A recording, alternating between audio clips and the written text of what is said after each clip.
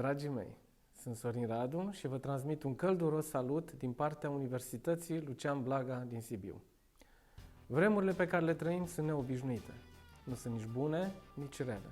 Suntem mai departe unii de alții, păstrăm distanța fizică, dar să nu creăm ziduri între noi.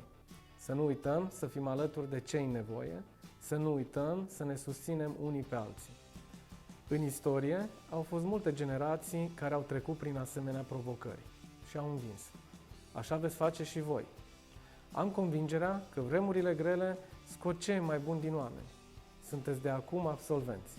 Vă felicit și vă doresc din toată inima să găsiți speranța de a merge întotdeauna mai departe, puterea de a depăși orice provocare, bucuria de a învinge toate greutățile. În noul drum ce vi se deschide în față, veți întâlni multe obstacole. Luați-o ca pe un lucru firesc, pentru că drumurile fără obstacole nu duc nicăieri. Oricând vă va fi greu, să vă gândiți la comunitate și la puterea ei. La Universitatea Lucian Blaga din Sibiu veți găsi întotdeauna sprijin și gând bun. Vă putem îndruma să dați un sens carierei voastre și astfel vieții voastre. Drum bun în viață, generație 2020.